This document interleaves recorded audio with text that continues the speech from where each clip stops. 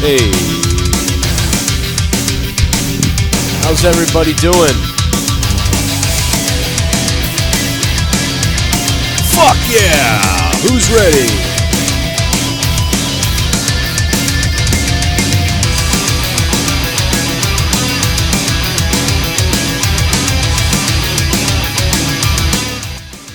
God damn it, for a second I forgot that I'm drinking like lemons, like water with a splash of lemon. And I was like, dude, I just drank one of my piss bottles from one of those nights. Oh my god, I drank a fucking piss bottle. And then I realized that it's actually Nestle Splash with a lemon. Jesus Christ. That would have been absolutely devastating had it been the other way. What up, everybody? So we're getting ready for the gaming stream tonight. I got my gaming stream coming up. This is the best I've felt since being sick. Holy shit. That lemon is stinging my throat. We got some WWE news, some things I want to talk about, some other bullshit to get to here. God damn it, is that stinging. I have all these cuts in my mouth, and on top of having all these cuts... Let me fix this microphone.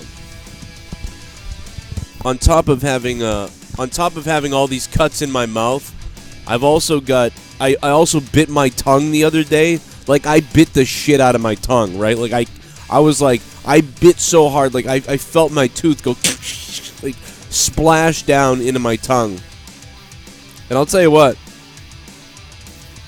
This fucking lemon drink is killing it. Like, that hurts.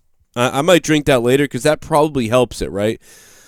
Like, lemon juice and salt probably helps heal the wounds in my mouth, but it hurts, and like, mouth pain is irritating as shit when you're talking, and it hurts every time you're talking. Goddamn Sean's View's in here, for Christ's sake. Sean's View, Sean, when are you going to call the show? It's been a couple years. Oh, you don't got to time him out, Aru. Yo, Sean, what up, brother, man? Sean, why don't you call in and talk at some point? It's been a while since we talked. When's the last time I talked to you, Sean? It's been forever, man. It's about time. I fucking basically begged Sean to do a podcast because I thought the two of us were good. You know, a lot of people were like, he's, you know, gave him shit. But then they were like, you know what? When Sean's doing a podcast with you, Joe, I like him, actually. And I said, you know, I agree. You know what? I don't have my phone lines open. So let me get my phone lines open. 339-226-6610. There's a bunch of shit that I want to talk about. And then we're going to talk about Mike Litteris. What is up, bro? We'll see what he has to say in a second. I got all super chats are enabled. All donations are on, of course. Super chat. Super chat. I stubbed my toe so bad I cried, downcast face with sweat. Oh. Baby light skin tone, baby medium dark skin tone. Oh my god. Mike Litteris, thank you, Mike. I really appreciate the $2, man. Thank you, dude. Makes me want to do more of these, because sometimes I'm like, why would I do a wrestling stream, or why would I, you know, because we can talk about anything right now if you want. I don't care. We'll talk about whatever you guys want to talk about, but, you know, primarily focused on wrestling for the most part. And so that I appreciate that, man. And everything you guys, we had a lot of fun on Friday night on Monetize This. We had a lot of fun all week. I do appreciate that, Aru, man. You're a beast. And Sean, you know, is a prick sometimes, but you don't have to ban him, really. I know he's fucking glorifying his shit probably, but hey. We got Bruins. I got Bruins hockey tomorrow. I got Game of Thrones tonight. And I got my gaming stream coming on after Game of Thrones, as always. So tonight, guys, I will be live. I don't know yet if me and Leah will do a podcast on Game of Thrones. We've talked about it throughout the week on Corrupted and some other places like that. But hopefully we'll do one tonight. If we don't do one, I'll be live with gaming either way. I'm going to be live a bunch tonight, so there you go with that. We're going to talk about Daniel Bryan first off. So that's the first thing I'm going to talk about. I'm not going to let people, you know, we're not going to have to wait on that. Got a whole bunch of other little news and shit that I want to talk about. Looks like I've got Skype up and running. The first person that comes up is JD. But yeah, so Danny Deadly is the Skype. DANNYDEADLY. Add me on Skype. I'll try to add you back. Normally, though, you do want to call 339-226-6610. So Skype is open. I will take phone calls, and I will try to answer every single possible donation we get.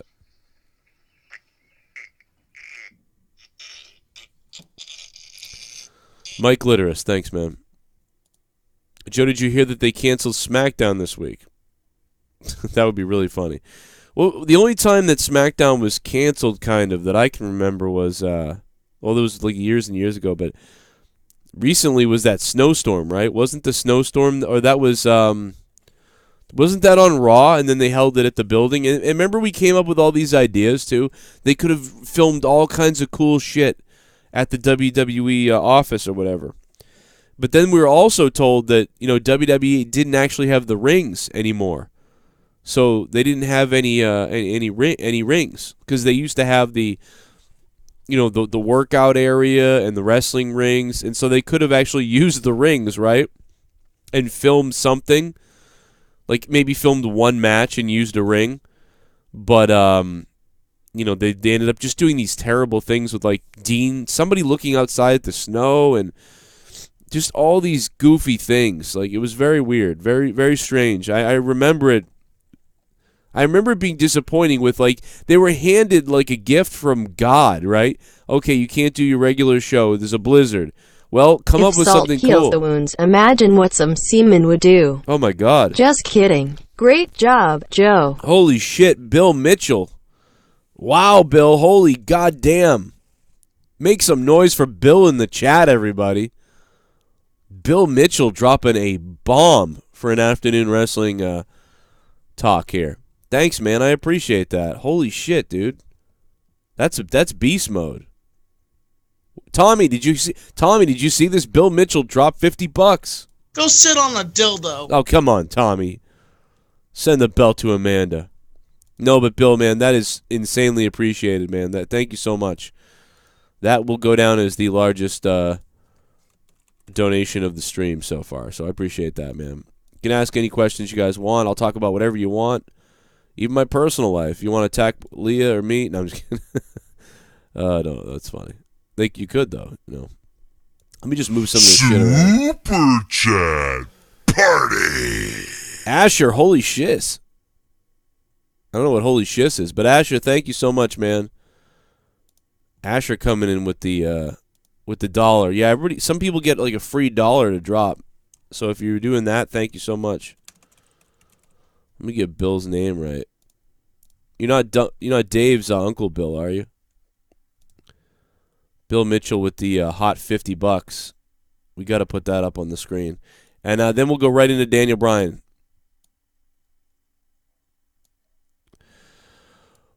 I think I'm pretty much over the cold, I believe, now, so that's the good news. Who cares, right? Shut up, Joe. Who cares? Fucking shit. I'm trying not to swear a lot on the wrestling thing. So people get their kids out right now and they want to listen. I'm going to try to keep it clean for you if I can. I will try to keep it clean. I know, because after a couple, one or two things slip out and you got your kids in the background and, yeah, whatever, they didn't notice, whatever the case. But, somebody starts really rolling and it's like, oh, God, I got to turn it off now. So I will try to keep it kind of PG right now. I'll warn you if anything crazy is happening. Bill, thank you so much. Okay, so Daniel Bryan, here's the weirdness, right? Here's the whole setup for Daniel Bryan. And Asher, thank you, man. Here's the setup.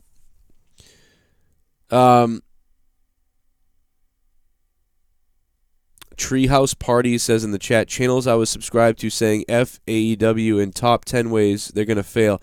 Yeah, I've seen the negativity for AEW. I've seen the positivity. I mean, listen, there's no reason to become overly positive about AEW, right?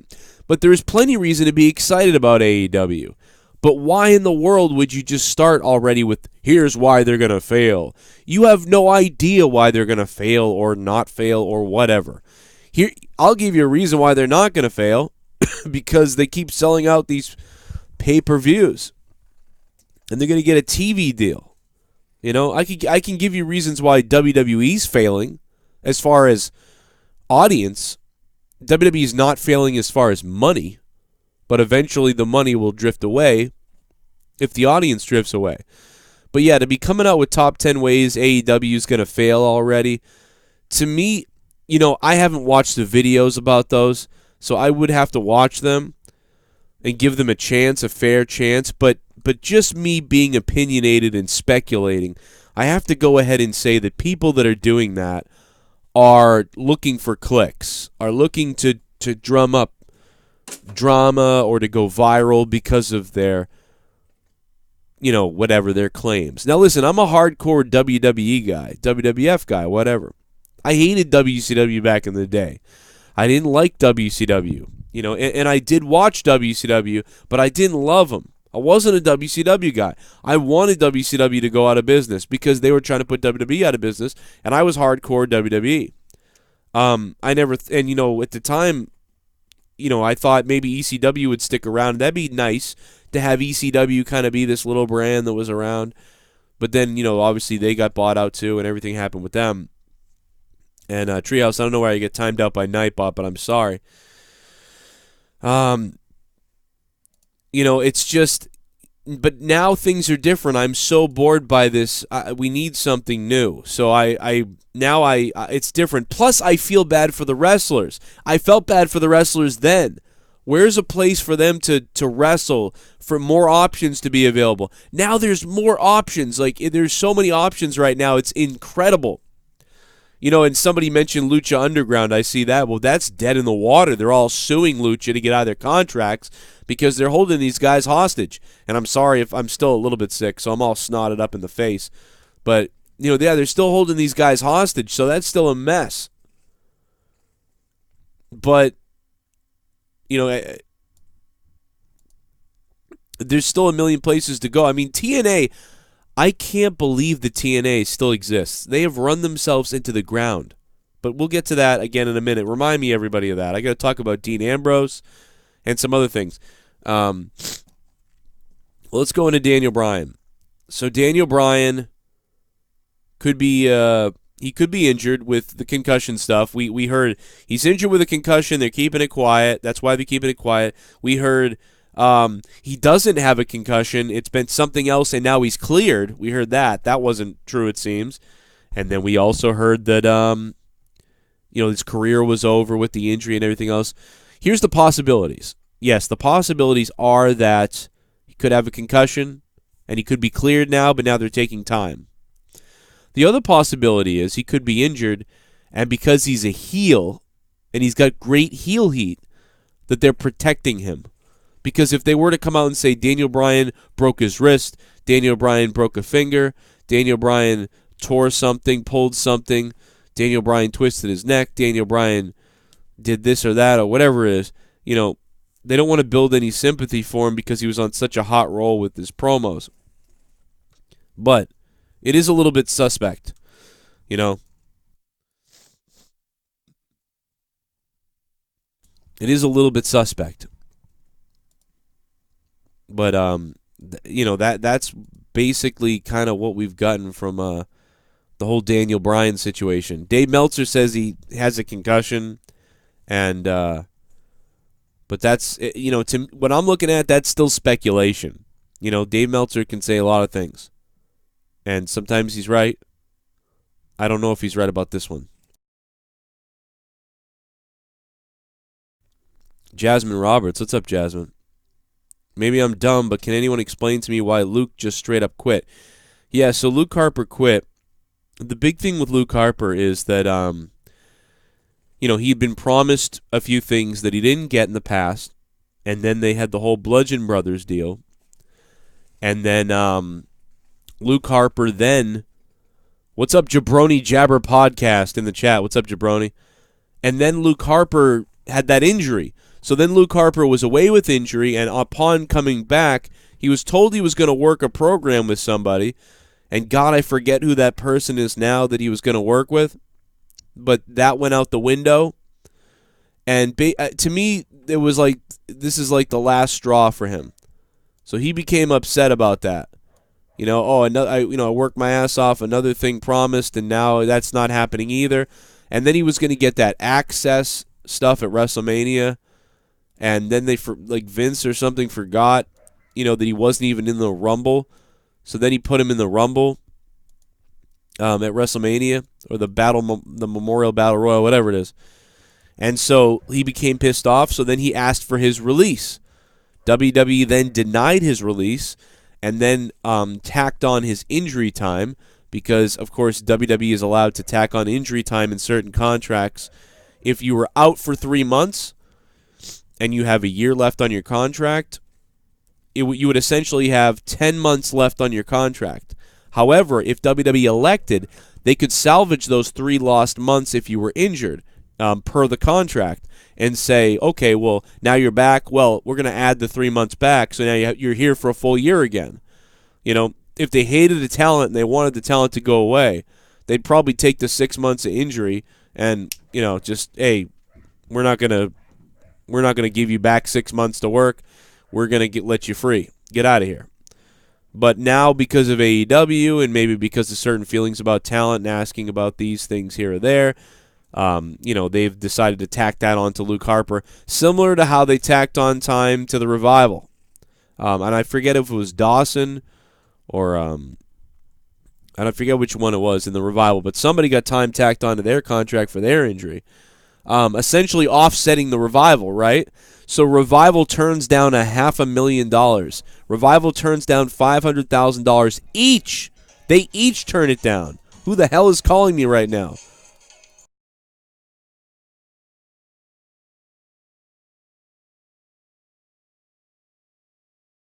I have to take this call.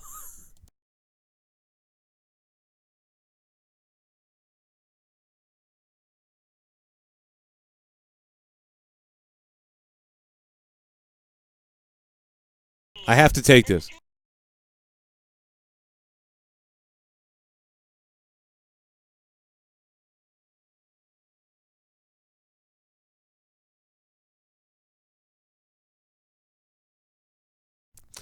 All right, well, I had to take that call. These people have been trying to deliver this to my house for like 2 weeks now, and they called me right now as I'm streaming. Anyway, they just were clarifying the delivery. So, yay, the stuff's getting delivered. Okay, so $500,000 going to the Revival each, right? They're offering each member of the Revival $500,000. So, Revival turns it down multiple times. The Revival has complained about the WWE on social media, complained about even being champions. So what do they do? They say no. Then WWE kind of makes a power move in my eyes, a little bit of a dick move, like Chris Jericho. Chris Jericho, the dick. And if you haven't heard that, Cody Rhodes, if you're not subscribed to Cody Rhodes' YouTube, it's great. You got to go check it out. Some of you guys may find him annoying with some of his SJW stuff, but it's a great, I don't know, it's a good channel. That thing with the voicemail from Jericho cracks me the hell up. But yeah, so WWE tacks on 3 months to, let's say, Dawson. I don't remember which one of them had it tacked on. I could look it up right now if I gave a damn, but I don't. So they tack that on, offsetting them. So if they do Shit bum. Shit bum. Sources tell me that Joe cut his inside of his mouth by sucking off the Road Dogg. Dave Meltzer. For every one time that I've sucked off Road Dogg, I have pissed Road Dogg off 3 more times, okay? So my record with Road Dogg is pretty good. I bust his balls, and I blow his balls, okay? So you know that's true, Dave Meltzer. Dave Meltzer, thank you for the $5. I appreciate that. We already talked about Daniel Bryan. We'll come back to it and do it again if we want. And the phone lines are open, 339-226-6610. I'm going to try to keep this no more than another hour. Eric Smsro?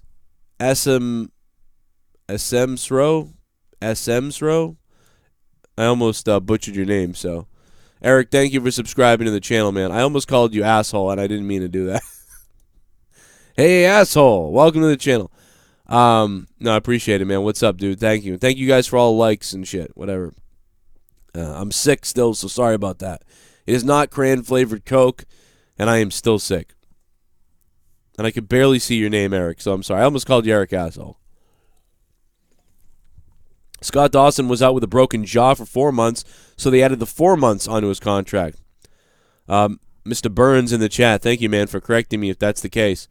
Yeah, so essentially they couldn't just both leave and show up in AEW or show up in Impact or show up anywhere. One would have to wait for the other. So delaying as long as possible and offering guys $500,000 each, WWE probably pretty confident and convinced that they could lock these two guys up. Now, why are they important to WWE, you might say? Why are these two guys, the Revival, important to WWE when, they really hadn't treated them so well and, they're not so well known? I think the Revival still struggles with the casual fans. I think a lot of the casual fans still don't get it. They don't hate the guys that much for the right reason. They don't love the guys. A lot of the casual fans just feel the Revival are these two dweeby guys that annoy them, so they boo them for that reason. But Scott, but these two guys, the Revival, they are so capable of getting like really good heat on themselves if they were allowed to, and they're not even allowed to do that. They simply have heat because they're a couple of douchey-looking dudes who people find maybe boring, right? The casuals. But, of course, all the hardcore fans and the smarkies out there like them for the most part. And, if you gave them a reason to boo them, they might boo them a little bit. But for the most part, people like them. Here's the other reason why WWE likes them. One, they don't have many tag teams at all in the WWE. So their little bit of establishment that they have as the Revival is actually seen as a bigger importance to WWE because there's just no tag teams. The second reason is because they've trended on social media so many times. Not for the right reasons for WWE as far as like F the Revival, FTR, hashtag FTR trending and their connection with all the indie guys and everybody else like that. For that reason, WWE kind of values them in a way social media-wise. When the Usos do something, the Usos trend. The Usos do well. I don't know if they trend, but they're very popular because they're so popular with the casuals. They're popular with the smarks and the people who are smart and hardcore to the business. So, the Usos are pretty much a win. They're like, they don't draw like Roman maybe does as far as the casuals go, but they basically make everybody happy usually. Now WWE has done everything to shoot the Usos in the foot because whenever the Usos cut a good promo, it seems like then WWE like pushes them away and they lose steam, or they do what they did the other week, which make them come out and sing like idiots. Like what are they? The Men on a Mission? Stupid. What are they? See, like, if the Usos came up with that themselves, shame on them. I doubt they did. You're going to go out and sing the Uso Penitentiary thing or the Uso song or whatever. R-Truth already does that stuff. Don't do that.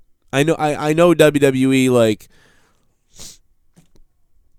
I know that they're not white guys. So, if there's anybody with a rhythm or anybody who's exotic to Vince McMahon, it's probably like a mega like racist thing to say. But anybody who's foreign to Vince McMahon or a minority to Vince McMahon, they must have some kind of shtick or they must be able to dance or sing or whatever it is. And listen, Vince just stereotypes people. He does it to everybody. But it's like, stop it. No, they don't need to sing. There doesn't need to be a dance break. There's always the same repetition of what happens in this company with some of these guys. And I get it. Sometimes stereotypes are great. They work well. What was great for me was when the Usos were all thuggish, and they were like, "Here's what we're gonna do, man. We're gonna tie you up. We're gonna break your legs. Like we're gonna make your family watch, and then we're gonna lock you up in the Uso Penitentiary." Now they never said anything like that, but just the idea of a promo like that from them, like saying what they're gonna do and being confident on the mic. Bam, you got it. That's all you need. Let these guys go out there and cut promos. But no, then you pull the reins back on these guys a million times and choke them out, and now you got them out there dancing like idiots. But going back to the Revival, and I'm going off on a goddamn rant at this point, but going back to the Revival, Again, these are two guys that WWE doesn't want to see leave because of all these reasons. Why do you think they'd offer them $500,000 each? $500,000 each. Now, I don't know what the year contract is on that, and maybe we're getting some kind of wrong information where it's $500,000 each over 4 years. You know, I don't know, because what was Sasha's, right? Who the hell was just offered? God damn it, I need Jake here for this. But somebody was offered. It was Leo Rush, right? Leo Rush was offered $300,000, right, over like the next 5 years or something, whatever. Anyway, it came out to like $60,000 a year.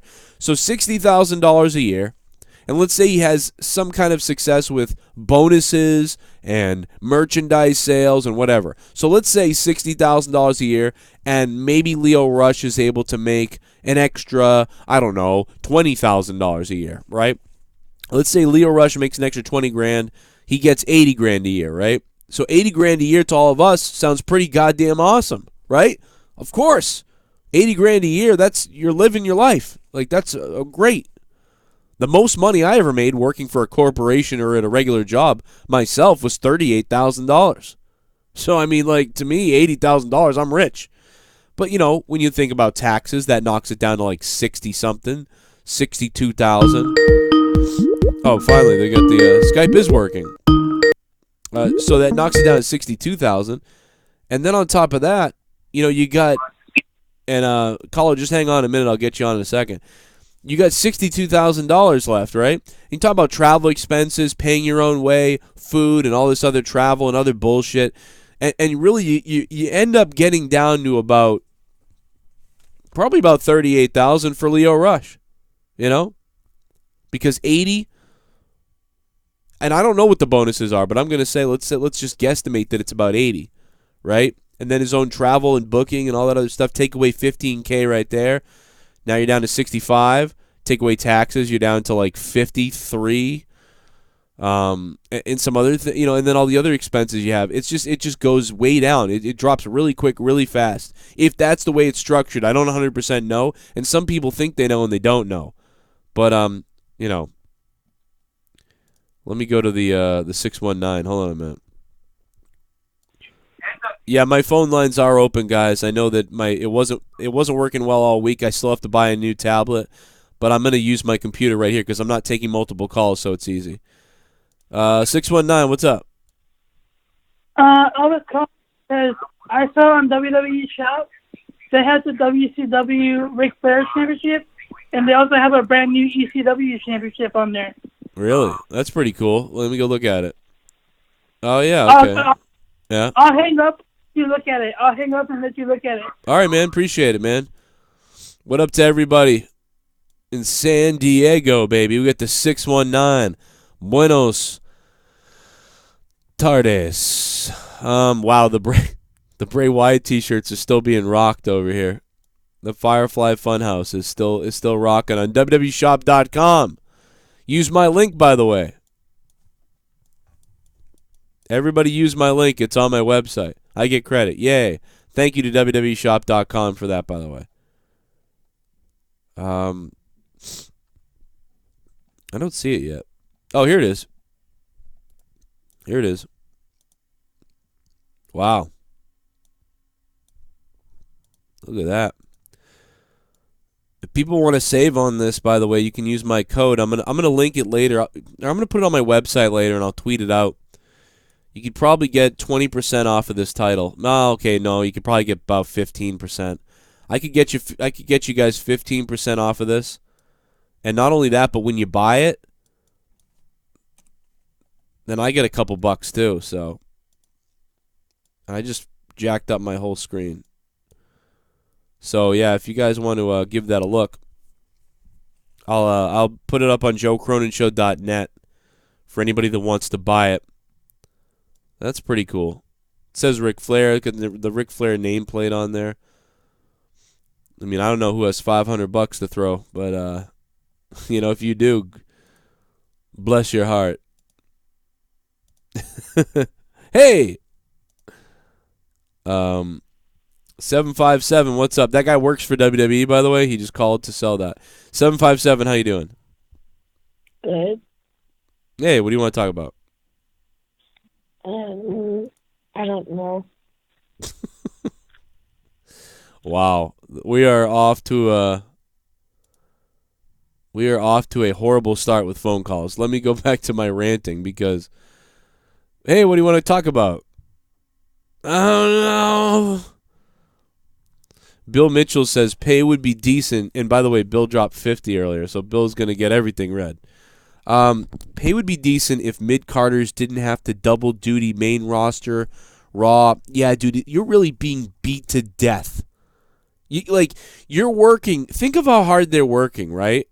As far as athletically, injury-wise, you basically can get injured just about as much as an NFL football player, right? With a wrist injury, fingers, damage to your body, all this other stuff. And yet you could be paid $100,000, and you're probably working about as much as an NFL football player, right? Because you're traveling more than them, so you're traveling more than a football player. You're working probably more than them. Well, okay, maybe you're not working as much as them because an NFL football player plays a 3-hour game. You get in the ring for 15 minutes. So I will say that that's off. But when you add up all the time, every time you're in the ring, 5 minutes to 30 minutes, for 4 times a week, you in within 6 months you've done more than maybe a football player, maybe, right? Let's just go with that. So with that being said, you're doing all that shit, and you could be making $120,000, and you're working, this house show, that house show, this house show, SmackDown, this house show, that house show, this house show, NXT taping, SmackDown, thing here you got to do, whatever it is. Now, if you stick with the WWE main roster and you stick with it, and you're on the lower end of things, and you bust your ass, and you wait around and you try to get what you can get. Eventually it may pay off for you, and you'll have a position where you'll get offered more money. I mean, one thing that AEW is doing already, right? We can say this absolutely. Hey, look at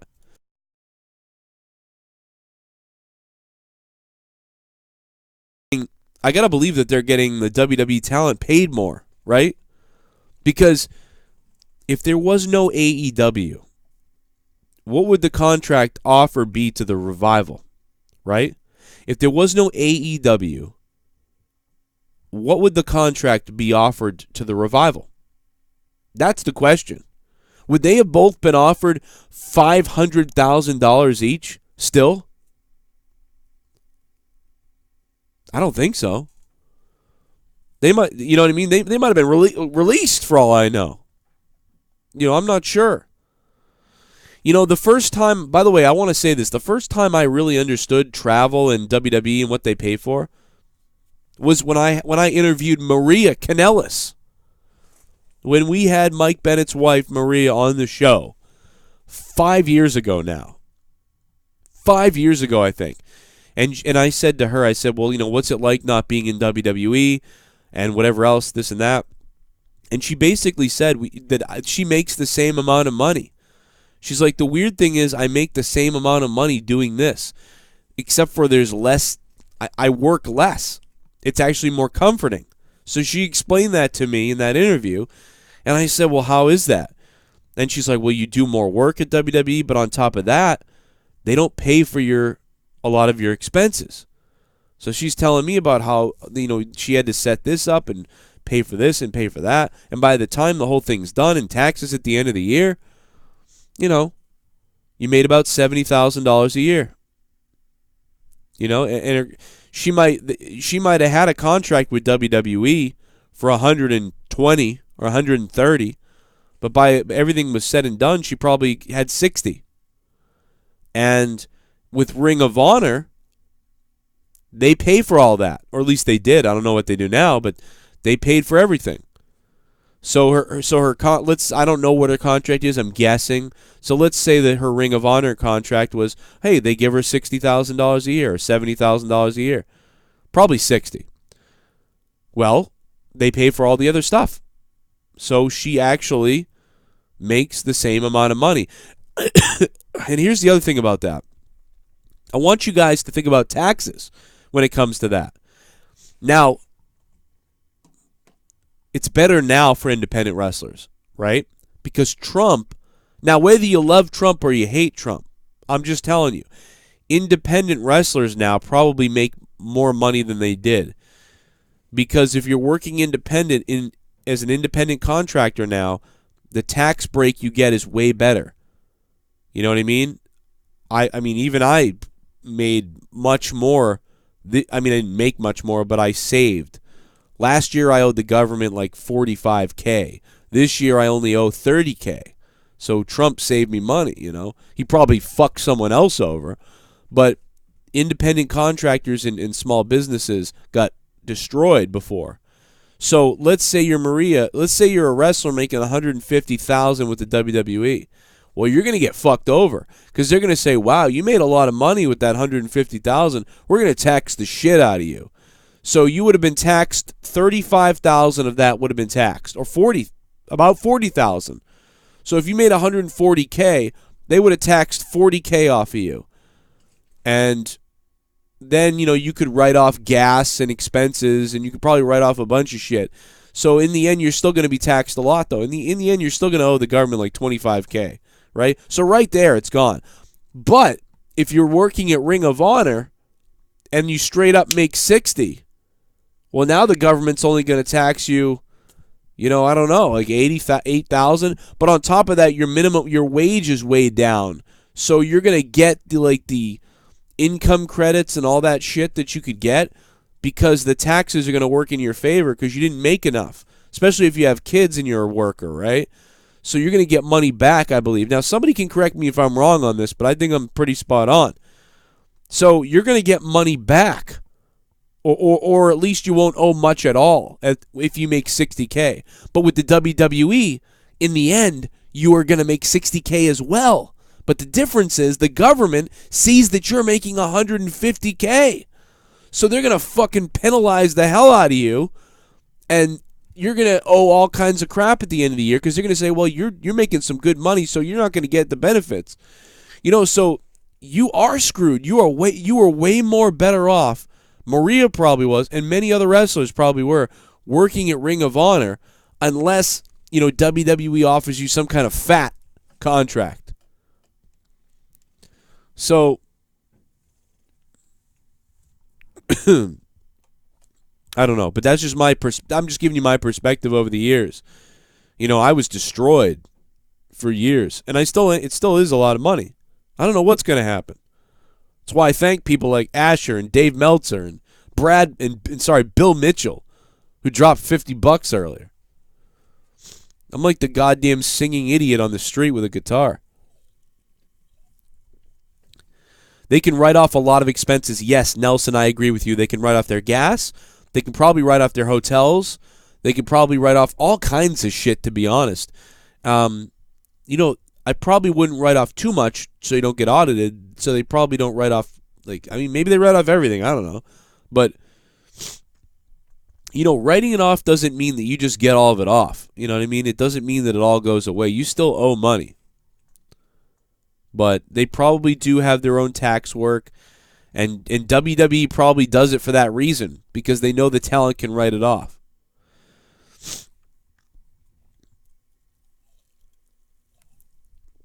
Eric Wells says, I don't think AEW even needs to compete with WWE. They're their own entity. Yeah, because I see them as the NXT competition, you know, at first, right? Just at first. At first. I am going to compare them to NXT. I'm not going to compare them to WWE. However, if their TV show takes off, we will start comparing them to that. You know, we'll say, well, NXT doesn't have a TV show, although they will probably soon. That just hasn't been announced yet.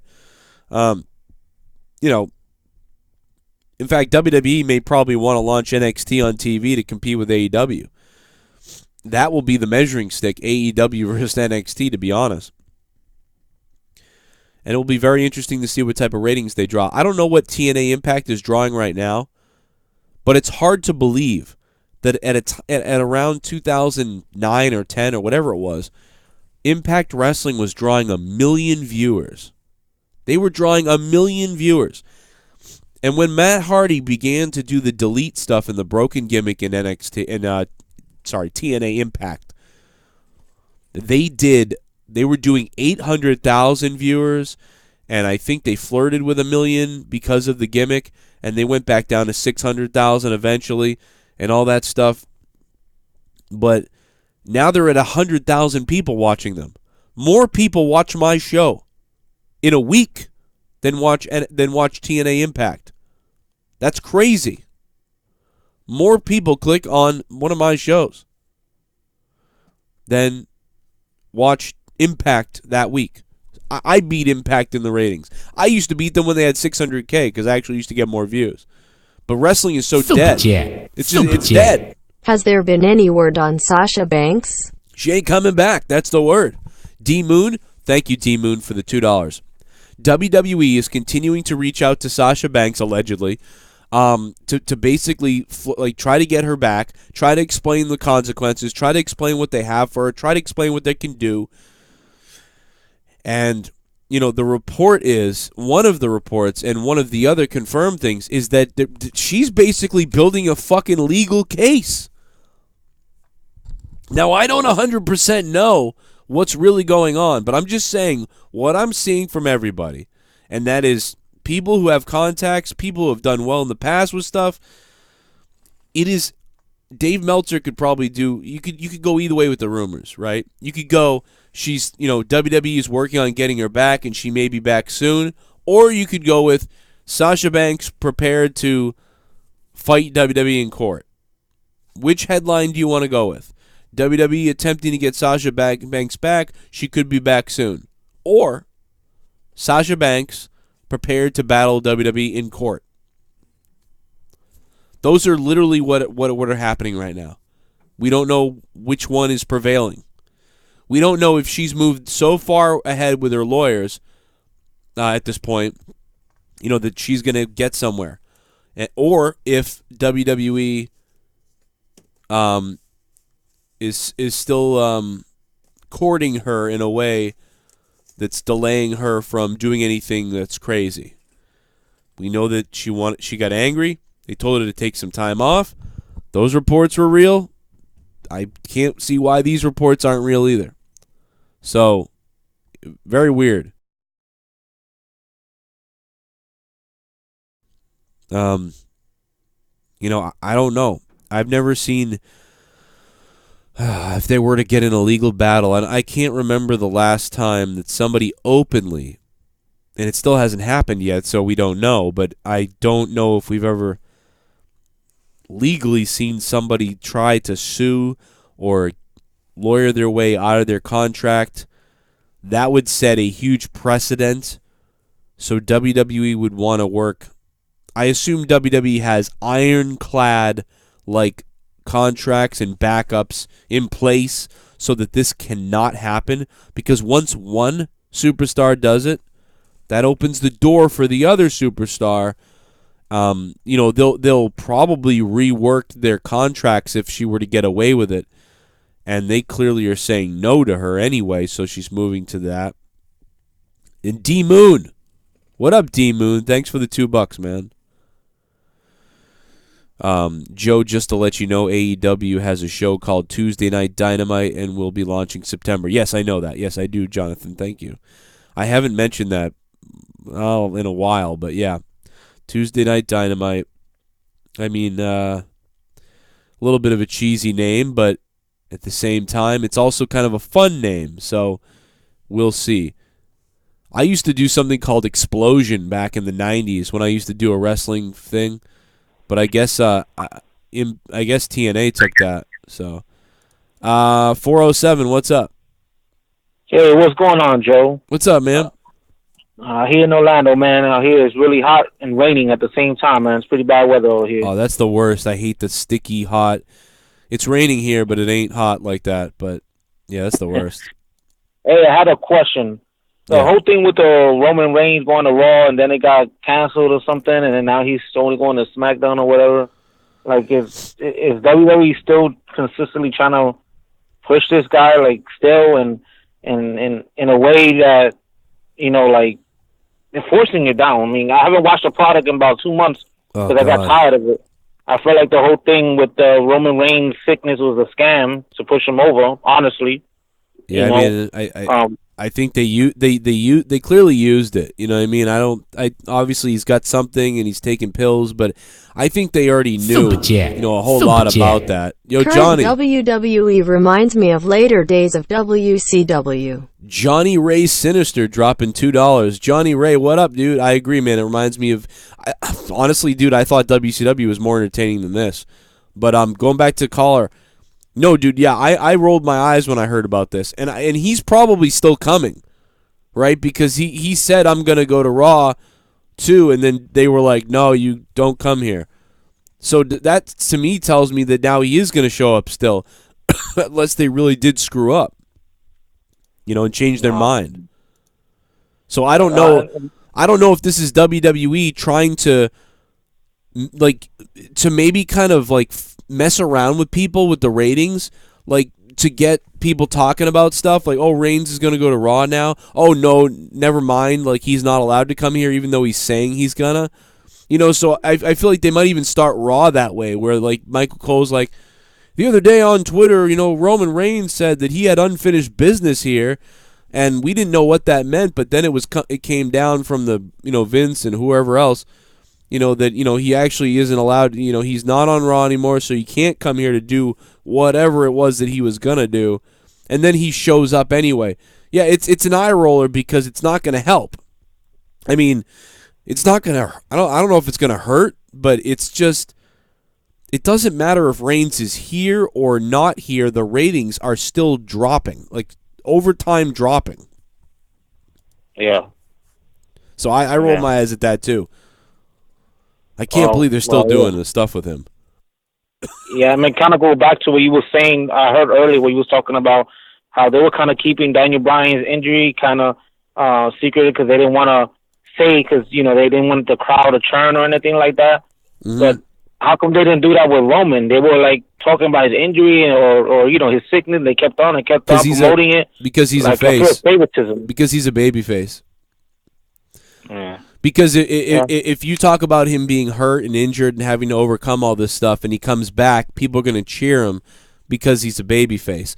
If you talk about Daniel Bryan being injured again, having to come back and all this stuff, he may get cheered, and they don't want Daniel to be cheered, so they're going to keep it quiet because they want to keep the heel heat on Daniel because he did such a good job. So it's really not that they don't like Daniel. I mean, I agree with you, though. They have treated Daniel kind of shitty compared to Roman, but it's not about that. In fact, I think anything they're respecting Daniel because he did so much work to get this heel stuff over, and now to be like, oh, he's injured, if he comes back to a pop and a cheer, they don't want that. The only thing for me is we'll get him on TV somehow if he's not, if he can't compete in the ring, whatever, but let him cut some promos again to keep that fire going. Yeah.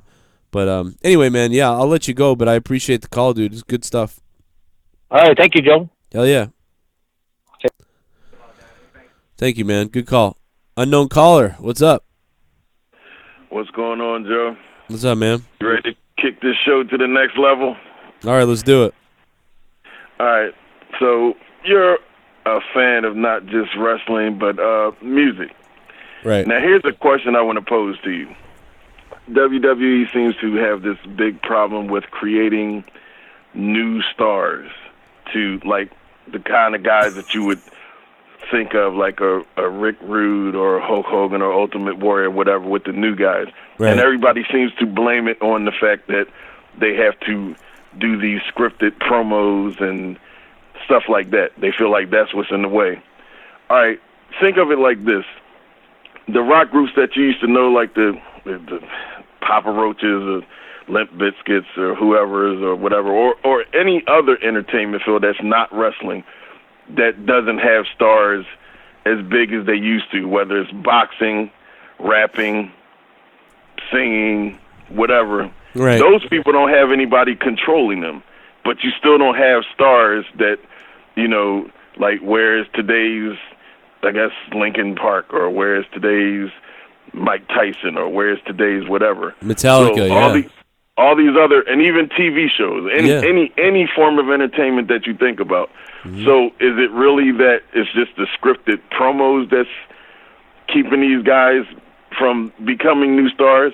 Do you think in your head, if they all of a sudden let these guys just do it how they wanted to do it, do you really think that it would be, you know, the next Rock would appear, or the next Stone Cold would appear, or the next whoever? Or is it just that these guys just can't get it done? That's a great point. You know, that's a really good point. I've been wondering this exact thing too.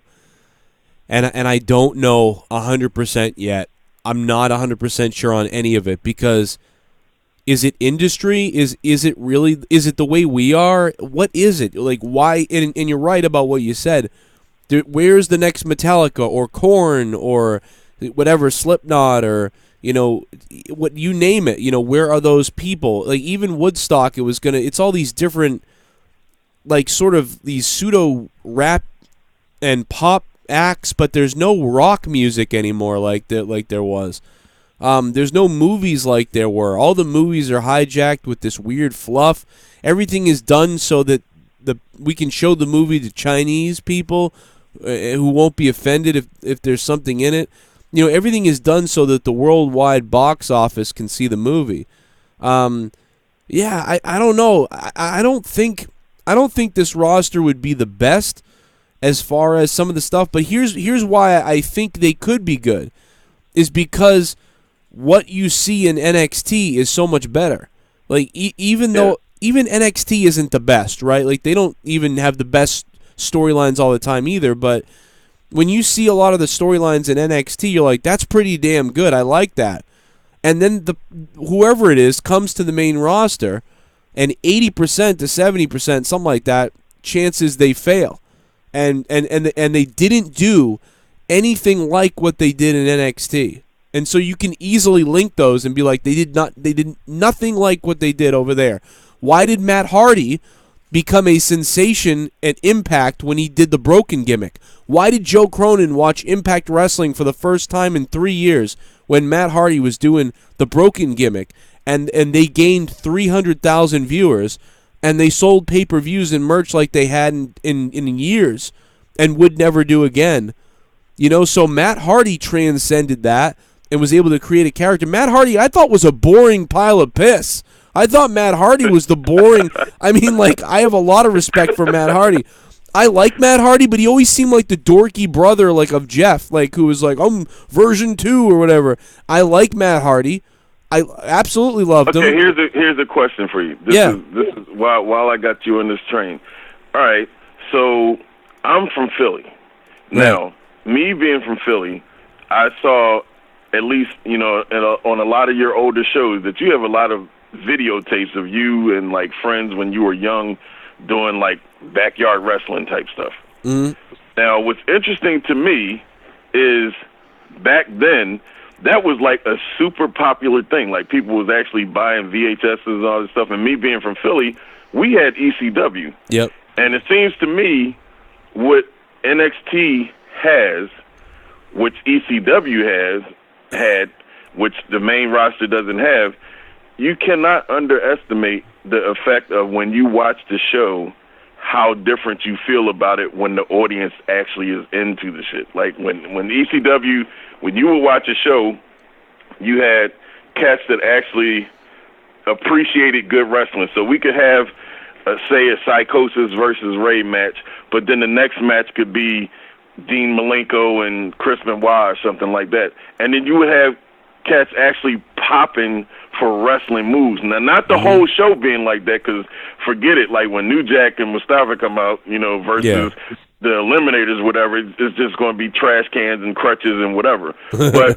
the key word was always balance to that show. You had your trash can matches. You had guys that could actually work, quote unquote work. Mm-hmm. Then you had guys that was doing the flippy fly, and it was a whole big ball. But with Paulie, he seemed to have a balance on it.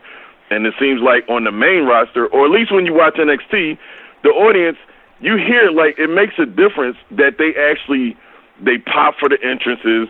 They know the guys. You know, it's different on the main roster because you don't even feel the same way about it because of the audience. And I don't think it's the size of it, because it's like when you catch an NXT TakeOver, the arena is the same size. It's just more people that are actually into the product like that. Yeah. Versus whoever. Because I know I hate even when they show ECW on the network, they change the audio, so you can't really hear how the crowd, like how we actually really sounded, because they changed the music and they changed how we sounded. And then the show seems like it sucks to me now, because half of the vibe was the chants. And how you felt. I like a balance too, and I think ECW was a little, like, obviously they were more focused on like a little bit more on the brutality and the chants and stuff like that. But NXT, I wish NXT had a little bit more of ECW. But one thing that NXT does have that ECW didn't quite have is the theatrics and the production, like you said, like the songs and the intro. Yeah. Now ECW did have that, because when you heard like Rob Van Dam's Walk or whatever, and on some of the songs that sounded like mainstream songs, like Ravens and other things like that, you were excited for that stuff. That was awesome. But yeah, it was everybody was on board with what was going on, and everybody liked it. With WWE main roster, it's like everybody likes a different person, and it's all so paint by numbers and boring. And like you said, like NXT can do that, and the main roster could do that a little bit again if they wanted to, if they could really get into something. But I don't know. But you saw it. The whole reason why the Attitude Era happened was because of yes, WCW, but then ECW influenced the style of how they would go about getting new ratings. And Vince Russo borrowed from that. And the backyard wrestling, and this is the fact that even when you think about Stone Cold, I watched him when he was in WCW before he went to ECW. After he went to ECW, his whole vibe was different. And when he went from there to Vince, they did their ringmaster first, but as soon as they got rid of that, he was acting like, if you ever watch his promos that he did in ECW, they were basically it's exactly Stone Cold Steve Austin with the how he's doing his promos and shit. But I'm still saying some of these guys that we like, girls, like see the NXT people. I love Aleister Black. Do I ever think I want to hear him talk on the mic? No. Right. Ricochet. I love Ricochet for Flippy Fly. Yeah. Do I ever want to hear him talk? No, but I never really wanted to hear Rey Mysterio do a promo either. You're right. So I'm like, either some guys could have managers, but there still is a problem. We got a lot of Rey Mysterios now. I feel like there's a lot of Rey Mysterios. And they look like them. Yeah, well, yeah, they're smaller. But I'm like, to me, the fact that they actually have classes called promo class, but no one still knows how to do it, it just goes to show you it's not that easy. Because I'm just sitting there saying to myself, if they... And that's why I always wanted to ask you that from watching your show. If you thought, if they just said, you know what, we're going to give everybody a month. When you go out on TV, just say whatever you want to say. Yes. I'm still wondering how many of these cats would get over. Well, I don't think as many as we think. But here's the thing. When you have the same writers in the back writing people, and you can tell that a lot of these promos are written by the same guy, or someone comes up with an idea for the wrestler and then they write it down, and they have the same writer kind of write the verbiage. So then he writes the verbiage, and he writes the verbiage for 5 other people. So when they come out there, they all sound like robots, and their individuality is never really able to shine through. The opportunities to get their individuality out there is almost lost or close to none. And, this is something Steve Austin even said. He's like, God damn, you can't even get yourself over because you can't get your personality. And you can't get your personality into it. And then you can't even turn the volume up on your impersonality, because instead what's happened is you've been given scripts, you've tried a couple things here or there, and they've gone with things like, I'm the Kingslayer and burn it down, and I'm going to build it up and knock it down, and just all these goofy sayings. Like... It's like the Rock didn't get over because he said SmackDown Hotel. The Rock got over because of his charisma and then what he said. He could have said anything else. He could have not said SmackDown Hotel, check your candy ass. He could have said anything else. He could have said stupid ass. He could have said your drooling ass. He could have said your poopy pants. He could have said whatever he wanted, and people would have clung on to some of those things. because of his passion, his personality, and his charisma.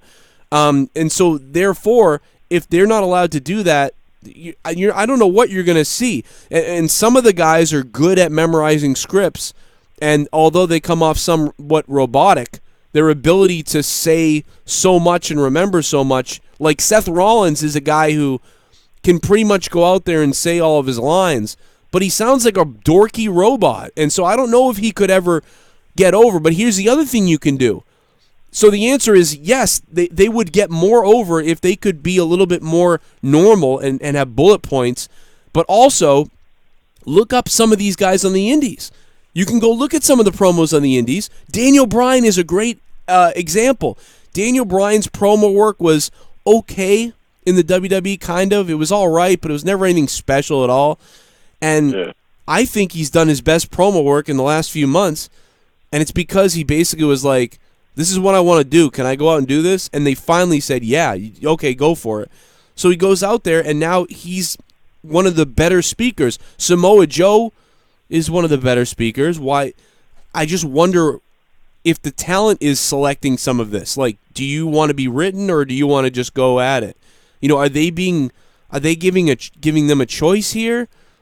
I don't know. And here's a perfect example, and this is almost like very unpopular to say at this point in time, but Becky Lynch is like, okay, I'm going to sit here and acknowledge the fact that I was not the super hardcore Becky Lynch fan. Like, you know, I've seen her before when she was on the Indies and when she got to NXT. So, I mean, I respect her work, but it's like, you know, whatever happened when they all of a sudden tried to flip her heel and then all of a sudden she got to be popular.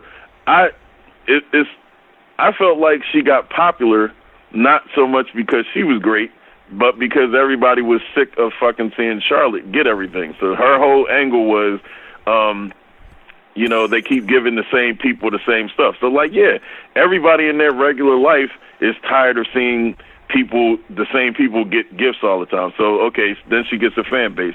Then she kind of, to me, just borrowed a whole lot from Conor McGregor. Like, that's how it feels to me. Yeah. And then after that, then it's like, okay, yo, she's going to be the next Stone Cold Steve Austin.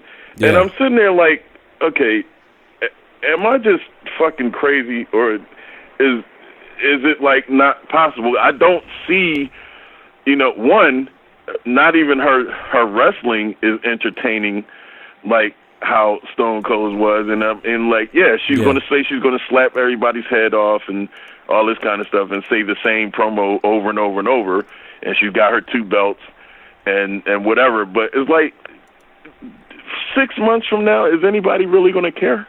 Yeah, you know, she's not, and I hate to do this because I do like her, but I always liked, you know, Sasha the best, and then Charlotte, and, you know, Bayley, and then Becky was like my last one.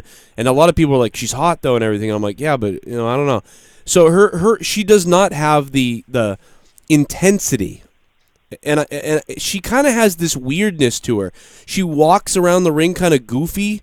It doesn't come off right. She speaks kind of strange on the mic with how she talks. She doesn't have, and I'm not talking about her accent. I have no problem with the accent. She just doesn't come off like with conviction like Steve Austin. Steve Austin at one point appeared like to be a serial killer. Like it was, you know, when she talks, she's like, I'll tell you what I'm going to do. Becky, 2 champs and 2 belts. I'm going to smack you in the face. And she's trying to like sort of like do the Conor McGregor thing, but it doesn't quite click like that. It's not as believable. I can't explain it. All we can say is you know it because you feel it and I feel it, that we don't quite believe it. And so, unfortunately for her, it's not quite working the way. Now, for a second, it did, for like a quick second, and I think it hit its highest point when Nia broke her nose or whatever. That blood put her over. You know, like just the image of her standing on the steps with a bloody face. You know, look, whatever. But I'm still looking for like anybody that I really became a fan of in my whole entire time of watching wrestling. They had to actually do something that I said, oh, so-and-so and so did this. And it's like, she's never really done anything in the ring where I was like, oh, my God, did you see, like, where I would want to tell my friend such and such. However, you know, there's other people in NXT that, you know, I remember calling a friend that doesn't even watch wrestling, like, yo, did you see this chick with the ponytail whipping bitches? or body pressing people over there? Like, just the fact that, and you know, without even having to mention her name, people that actually know wrestling that are listening to this show, they know exactly who I'm talking about. But it's just the fact that she's known for something. And it was like, and I just remember the first time I saw it, I just heard that crack sound, like, what? I was like, what the fuck was that? Did she just whip this bitch with her hair? And then next thing, she's body pressing people over her head like China, but she's not even big like that. I'm like, okay, whoever she is, she has something that made me say, oh, you know, I actually did a double take. I can count on one hand on a lot of these shows how many people actually made me say, oh, period. Over the last year, just from anything that they did that I actually, you know. Well, and Bianca has a little bit, you're talking about Bianca Belair, and she has a little bit of attitude, and I'll never forget this, and I know you may have heard me say this, but when JR was calling that women's tournament or whatever, and Bianca Belair was beating the hell out of somebody, whoever her opponent was in the corner, and Jim Ross was calling it like, and Bianca Belair, like, just beating her like a whatever. And then Bianca took her hair and she whipped her. It was like whoosh, like, and it was like horrific. and now Jim Ross doesn't go, my goodness, what a shot, or like something like that. JR goes, what the hell? Like, yep. So, like, if you go back and watch that, like, to me, and the fact that I'm talking about that now, there was a lot of good matches. Like, there was a lot of great matches, and I'm sure that some other wrestling fans out there might have been like, yeah, Joe, you forgot this match. Remember this and that and everything. Yeah, and I totally get that. But for me, what I remember Bianca Belair whipping her. And there's a couple reasons, and one of the biggest reasons why I remember it is because of the sound and the noise and everything, but also the way JR put that over by saying that, like, what the hell, like, because it was just so violent seeming, you know, that she was whipping her with her hair, and I know that a lot of people don't think she's the best wrestler right now. People are giving her crap or whatever. I really like Bianca Belair. She does that turning around thing with her hair. She has this just... She has the attitude, just like you said, and she's one of the few people that I feel like they're a star. She's another one, like, anybody that you really think is a star, you're scared to ever see them on the main roster because you figure they're going to fuck it up. But, I mean, but just in terms of how strong she is, like, she's one of the ones that you watch those little performance center videos and stuff, like how much she squats and all this, and it's like, that's ridiculous. And she you know, very athletic and all that. She knows how to sell. Yep. You know, she can do pretty much everything. But like I said, I can count on one hand how many, you know, of the different talents that I feel like. And then even when they let her get on the mic, she doesn't sound like, you know, robot. She has like attitude, kind of like hood chickish kind of thing or whatever. And I'm like, yo, turn her loose somewhere, you know. But at least I would have the thought that maybe she would be one of those people, and then, like, you know, because I'm still saying in a situation where somebody's not controlling everything that they have to say, how many of them actually get to the point where they can do something in the course of a show, and somebody would actually reach out to their friend and say, yo, you got to see this. You know, like we used to do with the backyard wrestling tapes, or like how we would do with ECW. Like the first time I ever saw Too Cold Scorpio do stuff for, you know, 450 Splash or whatever, I'm like, yo, that was crazy. That was nuts. Right. And backyard stuff, I have videos kind of just like yours where me and my friends are just doing this stupidest shit trying to kill each other. But it's the fact that you saw it on TV and you were so impressed by it, you're like, yo, I think I should try that shit. Yeah, I mean, like, and dude, even for me, I can tell you though, like, when I started, I used to wrestle like a goddamn teddy bear. It was like 1989. You know what I mean? I saw Macho Man and Hulk Hogan, and I wanted to do it. You know, I was doing that because of them. But like ECW and that stuff for me revitalized it, because I felt this similar to how I feel now when Diesel was the champion of WWE and it was WrestleMania 11 time. And I was like, man, this is starting to kind of be horrible. Like, what? And I'm an 11-year-old kid at that time, too, thinking, like, What is going on? And the only guy I liked in WWE, I like Shawn Michaels, kind of like Bret Hart.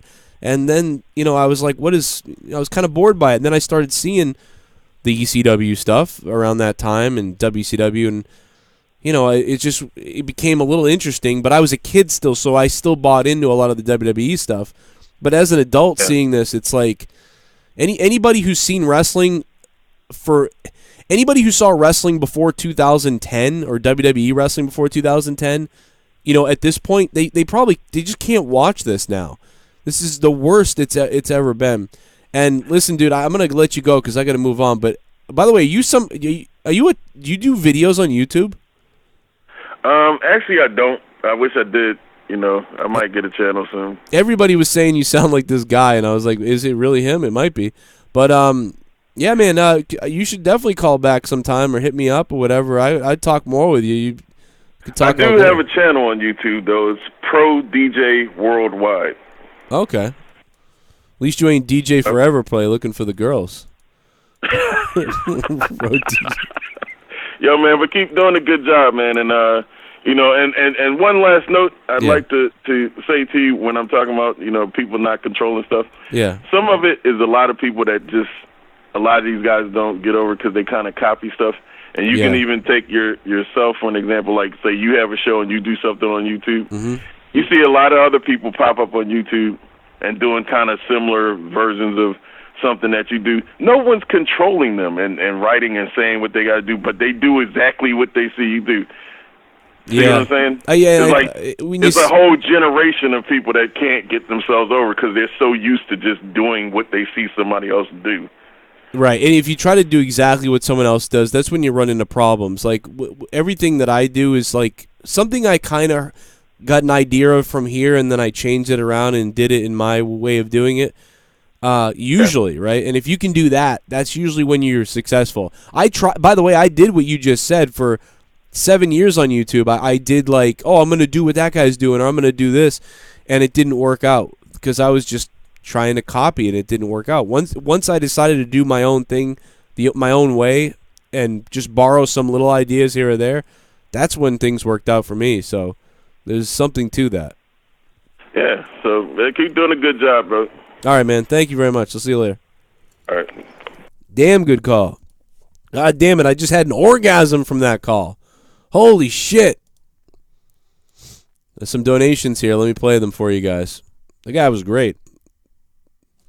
I'm gonna hit him up on YouTube. Gotta get him back on again. Get my juices flowing. Super chat. We gotta get some gaming in, bro. Always here, bro. We do tonight. Ryan Pelletier. Ryan, thank you for the $2, man. I will be doing my Game of Thrones review maybe really quickly after Game of Thrones, and then I will be doing gaming. Hopefully gaming tonight for hours. PUBG, Madden, NHL, and maybe Diablo. I don't know. All kinds of stuff tonight. So come hang out tonight with the gaming stream. And make sure you follow me on Twitch. Thanks, Thomas, for subbing to the channel. What's up, Thomas? We talked a lot about a lot of things. Thanks to Ryan and Johnny Ray Sinister for the donations. And Bill Mitchell for the bomb. Tommy NC called. What does he want? Oh yeah, it's pretty cool. Tommy NC, he got the guy from Leonard Skinner to hold the belt. He got Artemis to hold the Monetize This championship. I mean, you can give Tommy all the hate you want, but this guy has done more with this Monetize This belt than almost anything, man. Look at that. Right next to a race. I mean, no, I'm just kidding. Oh, man. Is he wearing a glove because he's afraid of the belts? Like, he's wearing a black glove. So that's pretty cool, man. Got to give it up to Tommy, man, getting that belt everywhere. But anyhow, we talked about Daniel Bryan. We talked about all this other stuff. If you just came in here, go back and watch the beginning of the show. There's a bunch of other stuff I talked about at the beginning. There was quite a few little things that I wanted to get to. By the way, happy Cinco de Mayo, everybody out there. I should be drinking like a Corona. Oh, wait a minute. I am. We're going to have some tequila. We're going to have lots of Gonna have a cerveza, la cerveza, and a whole bunch of stuff today because I love Cinco de Mayo, and I'm feeling just good enough to where I could take some shots at tequila. So if anybody has anything else they want to say, super chat wise or donation wise, get it in now. But real quick, Impact TV taping spoilers. People want to talk about that. I don't want to talk about the spoilers. I mean, Impact kind of spoiled a little bit of stuff because, Rob Van Dam obviously is back on Impact. The big rumor is that Dean Ambrose is going to sign with Impact Wrestling, not AEW, Impact Wrestling. My theory was always that Dean Ambrose would do some indie stuff first to make it seem like he wasn't going there. And remember, like the Hardy Boys, they went to Ring of Honor for like a month or less. Remember they said they signed the biggest contract of all time with Ring of Honor? So that was to make you think, well, they're not coming back to WWE now because now they've signed with Ring of Honor. So that was a smokescreen so that you didn't see the Hardys coming back at Mania. But then the reports came out at the end that, they're done with now with Ring of Honor. So all that kind of stuff. Yeah, Jungle Boy did sign with AEW, yeah. That's cool. On the call, I only got a few minutes left, but I'm going to try to pump one or two quick calls in and whatever else may be. Johnny Ray Sinister. What's up, Johnny? What's going on, Joe? What's up, baby? Not too much, man. Yeah, I've been watching here lately, and I just can't help but draw the parallel of how WCW was in the backstage area, and it's like last year's. And the parallel between that and what WWE is doing right now is just insane how close it is. The only difference I could say is like the wild booking, that's the only thing that's different. Like there's no dildo on a pole, and there's no crazy title changes here, and people just I honestly, Johnny, I would say that was more entertaining. In a bad way, right? Like in a shit show way. Because you were like, what the hell are they doing? Basketball dance off the concrete. I don't know if you can hear these, but I'm just so sick of you little meth head devil worshippers. Cheek buster. I'll be honest, I'd like to take a big bite out of your face. Hey Joe, are there any wrestling moves you dislike because they are too dangerous? I don't like the spear. Only Goldberg could make it look good and it broke Edge's neck. Cheek buster, thank you, man. Moves I don't like. I don't like. Sometimes like throws from the top from like belly to belly, not belly to belly, but like belly to back, and like throwing suplexes over the head. Some of those sometimes scare me. Someone's gonna break their neck, but it is what it is. I would say what bothers me more than anything is when I see indie guys like doing crazy shit. Like guys who are making like $80 that night or less, or $10 or whatever, and somebody does like a diving like move off a ladder that's crazy, or like a Canadian destroyer off the top of a cage or something. Like I'm just like, what the fuck are they doing? So that stuff cringes me, like Canadian destroyer off the top rope, or some stuff like that from people that like you don't know what's going to happen. I mean, I give you credit for being ballsy, but stuff on the indies that is unnecessary sometimes. I mean, it's actually safer to like jump off a ladder through like tables on fire and tacks. I don't even mind that, but it's more of the acrobatics, the unnecessary aerial acrobatics that are done sometimes on the indies in a bingo hall that kind of make me go, Jesus, like what the hell? Anyway, Johnny Ray, I'm sorry, what were you gonna say? Well, no, actually, you brought, because wasn't there a recent video of something like that, like this dude doing a Spanish fly off the top rope onto a table, and he like stopped midway. Yeah, there was, everybody thought he broke his neck or something. Yeah, there was one that was bad, and then there was one that looked amazing. Like they nailed it. And Cheek Buster, thanks for the $10. They nailed it and it looked great. But I just a lot of times, I just see that and I'm like, man, what the hell? If they messed that up, I don't know. But at the same time, I mean, what? I can't say I would have. I mean, I did a moonsault off a ladder to the outside one night, and what the hell was I doing? And I smashed my shin, and it basically TK Orion broke his leg that way. I should have broken my leg. I have no idea how I didn't break my leg, and that was my 5th night ever doing anything wrestling in front of a crowd. What the hell was I doing? So, you know, I don't know. I just sometimes I see that stuff and I'm like, what are they doing? There's no reason to, you know what I mean? The people are worried about a pile driver. You know, a lot of this stuff, and a lot of people always give me shit about the chair shots to the head. Like, well, they don't want concussions and all this stuff. Well, dude, you put your hands up and you block it, and it's not a big deal. It looks great sometimes. And people are like, well, you can't always block it. Yeah, but there other things that are done are way more dangerous than swinging a chair like this and having someone put their hand up and then fall backwards. Like, that doesn't hurt you almost at all. But You know what's kind of funny about that is, you know, back in the day we had like the chair shots and, you know, the thumbtacks and the tables, but you hardly ever heard about someone being injured and being out. Like, you had these instances of people being injured, but it was few and far between.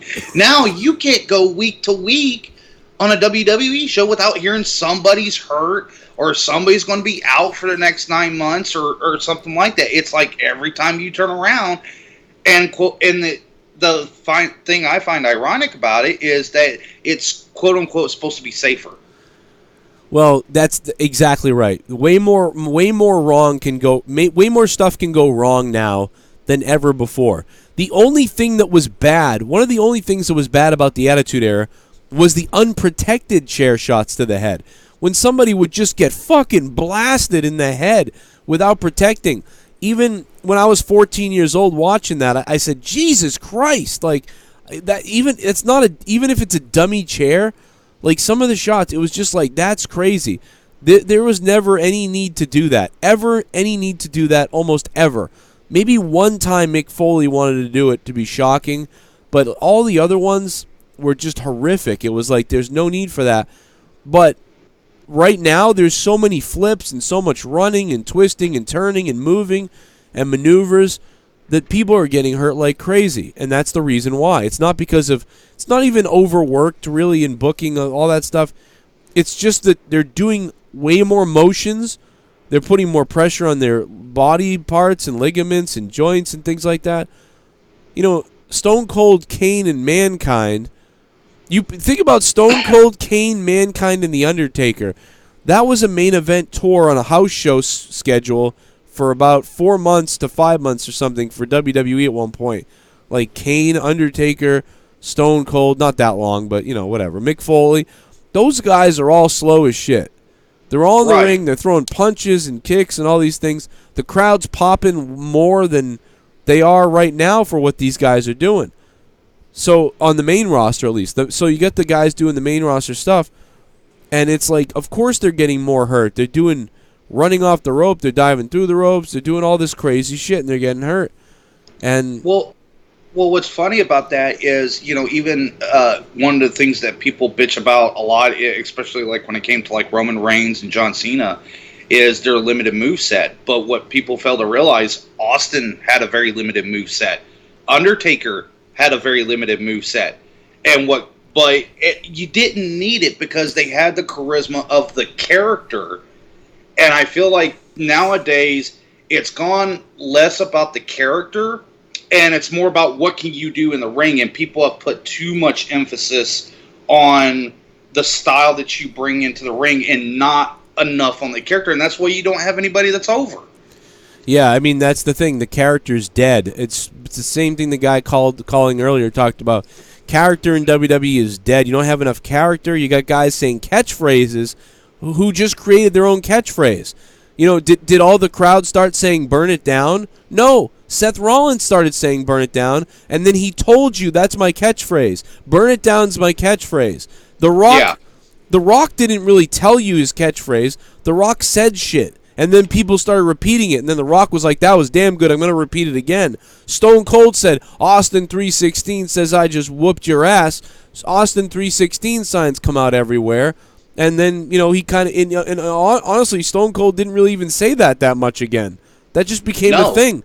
Dude, can you imagine everything Steve Austin would say nowadays, he would come out there and be like, and I'm going to get my hands on Braun Strowman because Austin 316 says I can. Like, he would say it every night. Can you imagine? Every week, Austin 316. I know. It fucking... Well, you know what was so funny? What's so funny about that? Think about like Raw 25 when he came out. Austin is so fucking over till this day that he came out and didn't say a fucking word, and people just loud what chants because when you're naturally over, you don't have to force it, and that's what I feel is a lot of the problem is that. They're trying to force something that can only happen organically, which is one of the reasons why I was real pissed off about what they did with Rusev. That was naturally over. You're right. Yeah. And they just anything that naturally gets over, they want to bury that. They basically ignore it. And somebody says, oh, he couldn't say shit nowadays. People are too sensitive. I disagree. He could say whatever he wants. He doesn't have to swear. It's his intensity. That's the thing, man. It's literally, yes, it wouldn't be as good as the Attitude Era because he couldn't say everything he wanted to say. But it's his intensity that would get over. I'll prove it to you right now. You know, Dad, the other day you looked into Stone Cold Steve Austin's eyes and you started to tremble. And I let you go. I let you stare at me, but that ain't happening again. Because the next time you lock eyes with Steve Austin, I'm going to take everything that you have from your soul to your gums to your family. I'll do whatever I want to because I'm Stone Cold Steve Austin, and I'm just that damn good. Like, you just be like, oh shit, like yeah, like wow, because it's intensity. It's not that he's saying son of a bitch and motherfucker and giving the finger. You know, I mean that stuff all helped, of course, but it's the intensity. Even Steve Austin nowadays is laid back more. You know, he comes out there, he does more of the comedy. Steve Austin, like, do you want to have a beer? What? Crap. I said, did you want to have a beer? You know, but that. Psychotic Steve Austin was the best, and that's why it was the best. And he did become a little bit watered down when he came back, and they sort of treated him like a face version, and then McMahon wanted to flip him. I mean, dude, just everything you said, though, is dead on. Drinking soda on Cinco de Mayo. You know what, Steve? You know what, Sean's view? I will come to Fall River. By the way, Sean, I live a lot closer to you now that I moved, by the way, brother. So 30 minutes away. 30 minutes, Sean. I can be out to you in 30 minutes. We can have ourselves a goddamn boxing match. It'd be great. I do have a kind of a hypothetical question for you. Okay. Let's say AEW does really take off, and we're talking, you know, they just blow up, they get massive fanfare and audit. Do you think that WWE would be capable of kind of changing their content up to keep up with AEW, or do you think it's too far gone now? Yeah, I don't know. I don't think they could. I can't see it. I don't know because, again, you know, it all goes back to this for me. Johnny Ray Sinister's on the phone. It all goes back to this for me. Vince McMahon refused to do anything the last time until they came for the water coolers.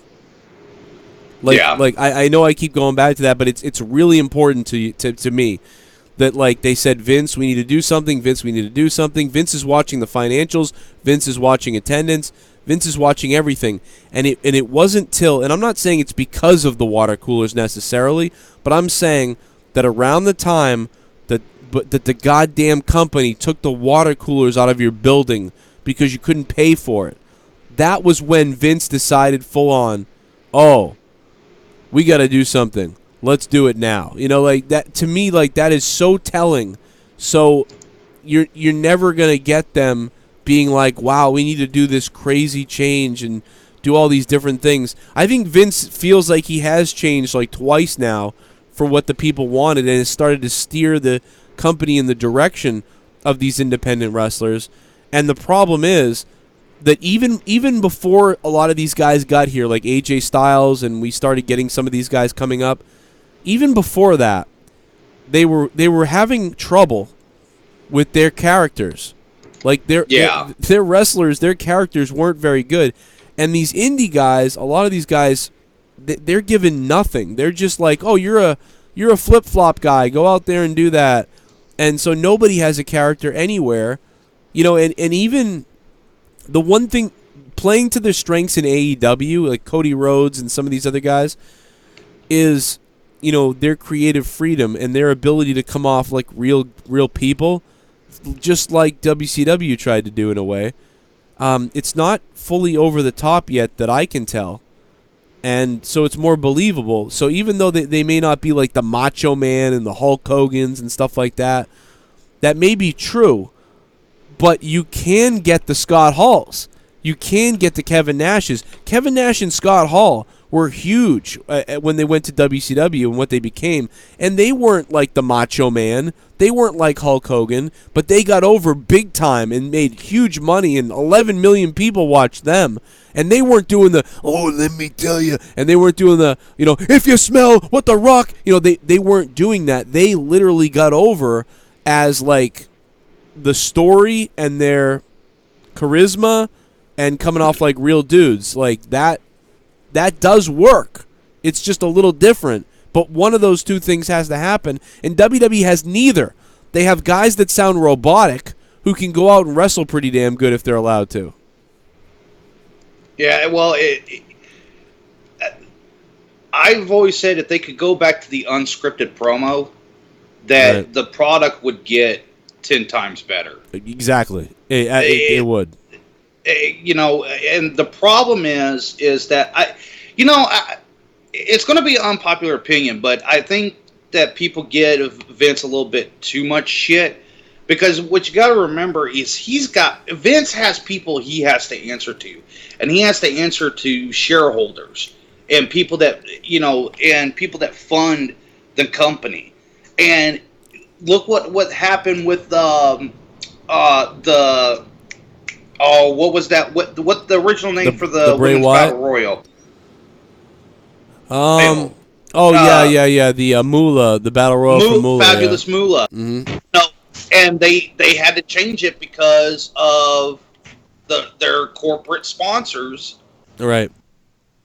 And so, you can give Vince shit. He's to blame for a lot of it. But sometimes I wonder if his hands aren't tied. I don't think they are, from what we understand. He still runs everything. And yeah, he'll have to, and there are things that he has to answer to, but a lot of times he agrees to it. It goes back to the day when, he was like, no, we can't have blood. We have a deal with toys or whatever. You can't do blood. You can't do this. And I'm talking about the mid '90s, early '90s. Right. Don't do this. They couldn't even use a ladder. Shawn Michaels and Razor Ramon had a ladder match at WrestleMania 10. And then the WWE signed a deal or whatever, and they couldn't have violence with weapons or objects. So if you go back and watch Razor and Shawn Michaels at WrestleMania 10, they beat the shit out of each other with the ladder. But if you watch the rematch at SummerSlam between Shawn and Razor, they weren't really allowed to use the ladder as a weapon. In fact, they weren't allowed to use the ladder as a weapon. Go back and watch the match. They barely used the ladder. That's why it was such a different match than WrestleMania 10. Because and Vince agreed to that. Vince signed up. Oh, yes, let's sign this toy deal or whatever it was. And, okay, we can't have our wrestlers beating people up with weapons that could be found around the house or whatever. And that was goddamn 1995 or 4. I don't remember which one yet, but... so when you think about that, it's pretty crazy. And then you get to a point in the Attitude Era where they'll hit somebody in the head with barbed wire, and it's pretty funny. But, yeah. And that's what I'm seeing, is that this is very much in the same vein of what it was like before the Attitude Era really came about. I just see a lot of similarities to it, and it's what got them in trouble the last time.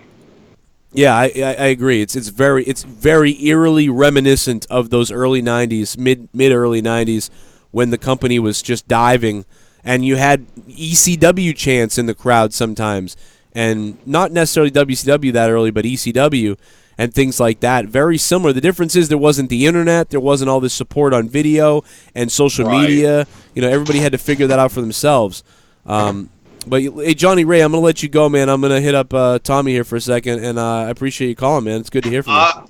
All right, brother. Hey, yeah, it's good to hear from you, man. I'll talk to you later. All right, Johnny. Johnny Ray Sinister, a staple here. Good to hear from him. And last but not least, before I get out of here, the former champ, but he's still got the belt, Tommy NC 2010. Hey, Joe. How you doing today? I'm doing good. How are you doing, man? Doing good. Happy Cinco de Mayo to you. What did you say? Happy Cinco de Mayo. Oh, okay. Today's Cinco de Mayo. The way you're saying it is really weird. I guess I was just kind of saying it with an accent. Happy Cinco de Mayo. You know? I guess. And, you know, what? Nothing. You know, one thing I want to say about AEW is, like, I really hope that AEW picks up. I want to see AEW destroy WWE. Yeah. Like, I want to see Vince McMahon grovel at his feet at Cody Rhodes. Wow. Honestly, because to see Cody Rhodes get a win against Vince and have Vince basically have to come work for AEW, that would be hilarious. Oh, God, man. Vince had to come to work for them.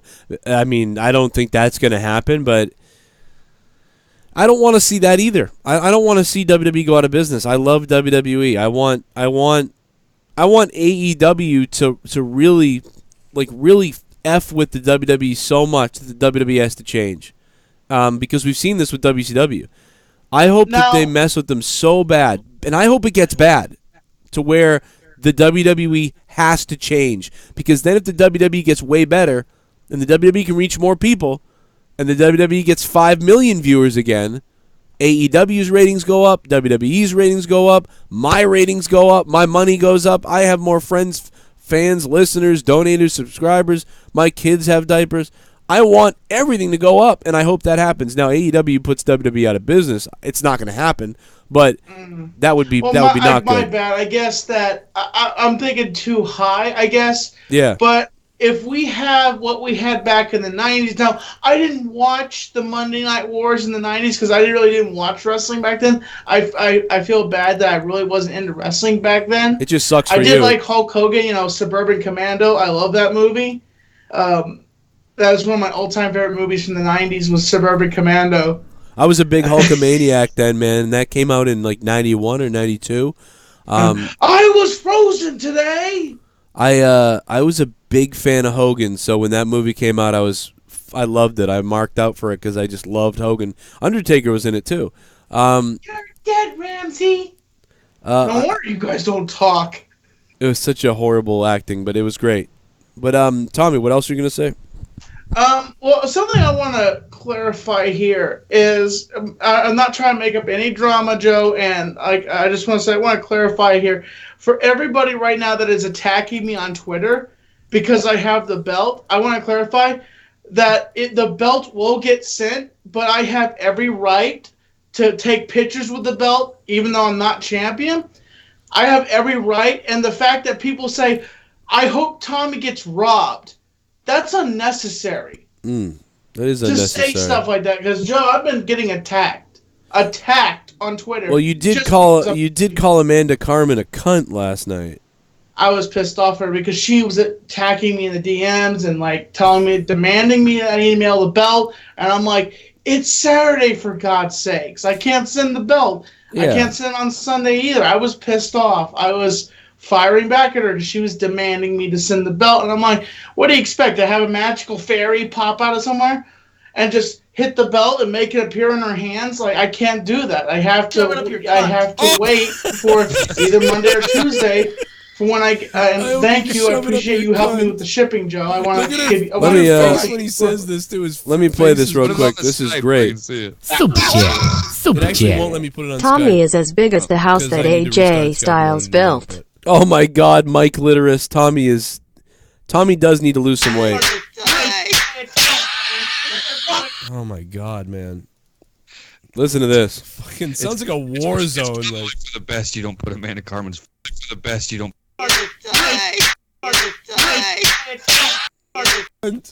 My God, Ken's sound clips are like sometimes I want to kill myself. Look at her face when he says this too. Her face is Put it on the Skype so I can see it. It actually won't let me put it on Skype. Oh, because I need to restart Skype in order to do that. You called her the C word. Tommy, come on, Jesus Christ! Oh my God, man. Fucking sounds like a war zone. Like for the best, you don't put Amanda Carmen's face on my screen. It's already cracked. You fucking cunt, he says. I hope you shove it up your ass. Oh my, come on, Tommy! Tommy! I'm respectfully send this up to you. Tommy! Tommy, come on, that's not right. Oh my God! You fucking cunt, he says. I'm respectfully send this up to you. Tommy! Cornyn, what is it again? Somebody did call me Joe Cornyn. It was Tommy C. He used to always call you Joe Cornyn. Oh yeah, fucking work with the guy. Can't get my. But there it is. Let me unmute you, Tommy. I'm sorry, you're muted. Yeah, you said you were gonna shove it in her C word, and so I think that's some of the heat you got. You know. Am I still muted? No, you're here now. Yeah. But I want to say this officially. I want to say I'm sorry to Amanda. Super chat. Super chat. Party. Hey, Deftones. What's up, Deftones? JB is a punk for all this stuff, he said to Tommy. Deftones, thank you for the $2. Yeah, he might be, you know. JB was pretty savage to Tommy. I think the difference is Amanda didn't do anything. Amanda is a viewer of the show. She's not even a co-host person. She's just a viewer of the show, happy to win the belt. Now, had JB won the belt back, then I could see Tommy doing all this stuff. But also, Tommy isn't doing anything wrong. He's planned on mailing the belt Monday, and that's it. You know, this is a guy who got shit for complaining because he didn't get the belt. And then 3 days before Monetize This, he finally gets the belt. He had 3 days with the belt. He had 3 weeks to get the belt, and he had 3 days with it. And he got shit on. And then you know, the whole entire time I'm carrying the belt. But then people tell me that I was like I held the title with pride. Like everybody's saying that Tommy was so awesome with the belt. Like he's a natural champion. You were good with it. You were good with the belt, man. You did a lot of shit with this belt. You really did. You did a lot of shit. By the way, what did you think when you saw me with the drummer from Leonard Skinner? That was badass, dude, man. That was fucking awesome. You said that, and I like kind of laughed the other day. I didn't know you really got a photo with him holding the belt. So yeah, that was badass. I mean, not a big Leonard Skinner fan. He lives in my town. He lives in my town. He shows up at random bars sometimes and like jams out with people and stuff like that. He's a really chill dude. And breaking news, I spoke with him. I have his phone number. Oh my God! And I'm going to have an interview with him at some point on Tommy Talks. Wow, that's amazing. Does he hate black people? Not as I know. All right, because I just know you and people out there. No, I'm just I'm kidding, Tommy. No, but Tommy. So yeah, man, you're gonna you'll mail the thing out Monday or Tuesday or whatever, and everybody relax themselves. It'll be all good. It just depends on my mom because she transfers all my PayPal money. She's gonna transfer the PayPal money to my account. So, the amount that you gave me, I'm pretty sure would that be enough to do like fast shipping? Yeah, it's not a big deal. What type of shipping? You know, what I mean, it'll get there. Regular 2 day or whatever. It gets there, 3 business days. Somebody will have it probably. And if I have somebody here, if I have somebody with me, I'll have them shoot a video of me saying goodbye to the belt, like clutching it and stuff like that. One last goodbye to the belt. If it ever does come back home where it belongs, But I was just to say I was so happy to have this title. And at some point, I know you said this makes you sick, but having this belt right here makes me really want to save up and actually get a big gold belt. Gold. Like the new Ric Flair belt that's available on WWEshop.com. Use my link. Really? It's $500. Well, I want to get a custom one, and it'll have the custom words and stuff like that. The website where you got this belt from, Joe. Oh, What's okay. in that website? Shit, I forget now. They're gonna kill me, but Why would they kill you? That you're giving them advertisement. You're giving them business. Well, I honestly asked them for to do a sponsorship thing, and they didn't want to do it. It's Undisputed Belts. Undisputed Belts. Folks, if you go to UndisputedBelts.com, you can get yourself a custom wrestling belt. Here from the Joe Cronin Show, I'm Tommy NC 2010. Go check out their website. I guarantee you can get yourself a custom Austin belt. Smoke weed every day. NickY J. DA Weed God is here. What a weekend for the shows. Love you much, Joe. 420 Blaze JCS motherfucking army. Cinco de Mayo. Buenos tardes. It's the middle of the day, NickY J. Me llamo fucked up. No, I'm just kidding. But no, I'm actually getting out of here, guys. I got to get out of here. Tommy, I love you. Tommy NC 2010 YouTube channel. Stay tuned for the interview with him and Leonard Skinner's drummer. We're going to find out if that guy... Never mind. Tommy, have a good day, man. I love you, buddy. You too, buddy. I had a blast talking wrestling today. There's some things I missed, but fuck it, whatever. I got to get out of here.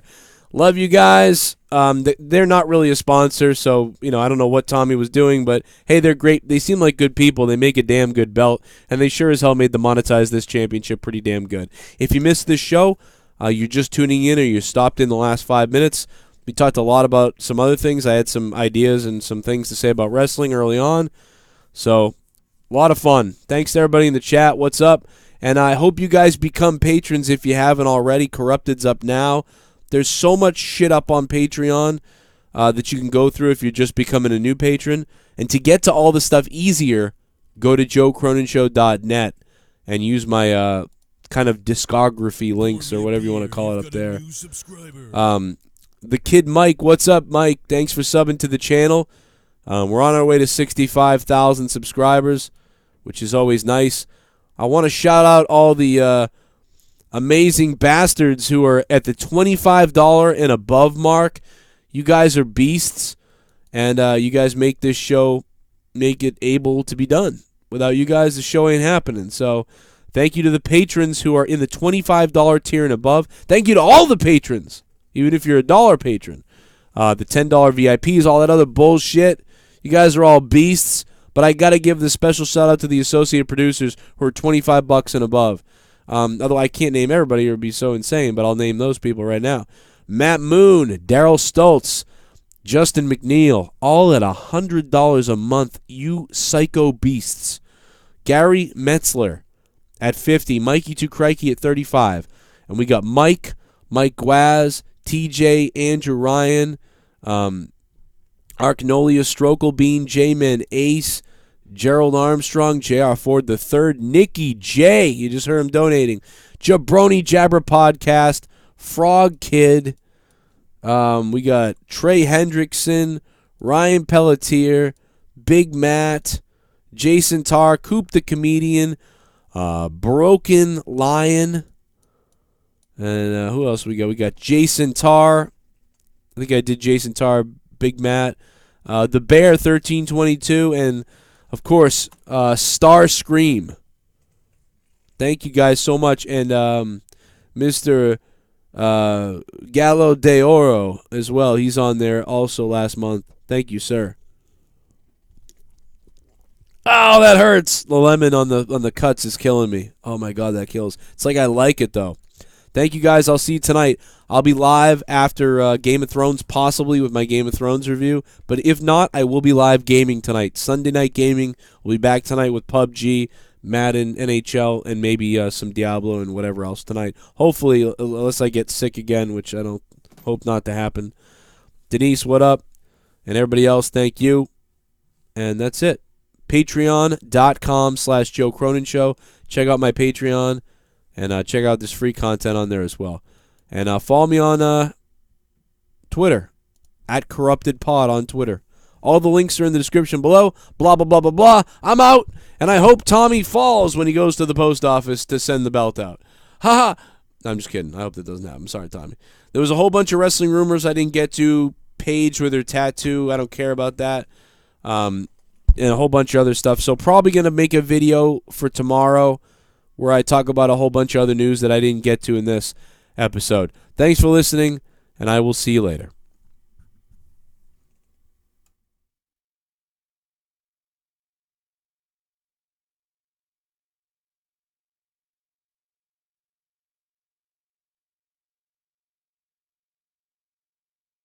Oh.